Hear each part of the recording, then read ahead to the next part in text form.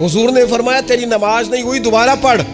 आप जब तक पूरी तरतीब से नमाज नहीं पढ़ते, रब की इबादत है ना, करीम भी बड़ा है ना, मेहरबान भी बड़ा है ना, गफूर भी बड़ा है, लेकिन अगर मुरत्तब तरीके से ना पढ़ो तो वो तो नमाज कबूल नहीं करता। नबी पाक सल्लल्लाहु ताला अलैहि वसल्लम के सामने आके एक शख्स ने नमाज पढ़ी, इबादत की है, आया है, झुका है, लेकिन इबादत भी बेतरतीबी नहीं, बेढंगी नहीं, गैर मुरत्तब नहीं, गैर मुनज़्ज़म नहीं, ऐसे नहीं कि जैसे मर्जी कर ली। उसने आके नमाज पढ़ी तो हुजूर ने उसको देखा और नबी पाक अलैहिस्सलाम ने फरमाया तेरी नमाज नहीं हुई, दोबारा पढ़।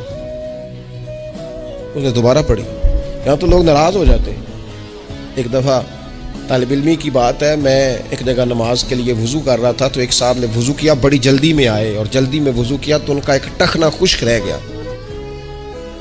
तो मैंने उनकी खिदमत में बड़ी, चूँकि बुजुर्ग थे, बड़े थे मुझसे, मैंने बड़ी अर्ज़ की, मैंने कहा वो आपको ख्याल नहीं रहा, आपका टखना खुश्क है। वो कहते मौलवी वो लंघन ना दिया दे, देखियो को लंघ ना जाए, तो सब कबूल करनी कि अल्लाह ने। मैंने उनसे कहा आप क्या काम करते हैं? कहने लगा मैं कपड़ा बेचता हूँ। तो मैंने कहा अगर आपका 1000 रुपये वाला गज कपड़ा हो तो कोई शख्स कहे कोई अर्ज नहीं, चल मेहरबानी कर 300 का दे देते हो? कहने लगा नहीं जी, तरतीब से ही बात चलेगी। तो मैंने कहा ये भी ज़रा तरतीब से ही चलेगी। अल्लाह ने कहा है कि इस तरह करके पढ़ो तो फिर मैं कबूल करूँगा। तो अगर वो रास्ता ही आपने इख्तियार नहीं किया, नबी पाक अलैहिस्सलाम के सामने उसने नमाज पढ़ी, हुजूर के सामने, नबी पाक रहमतल लिल आलमीन है ना, हुजूर से ज़्यादा को प्यार करने वाला तो नहीं ना। नबी पाक ने तो नहीं फरमाया चल मेरे सामने पढ़ी है, तेरी कबूल ही कबूल है। हुजूर ने फरमाया तेरी नमाज नहीं हुई, दोबारा पढ़।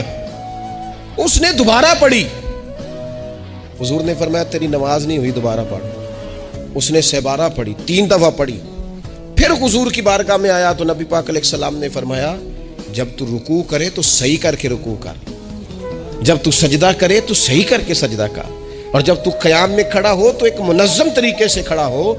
फरमाया इस एतदाल, इस नज़्म व ज़ब्त से, इस तरतीब से नमाज पढ़, उम्मीद है खुदा के फजल पर कि वो तेरी इबादत को कबूल फरमाएगा।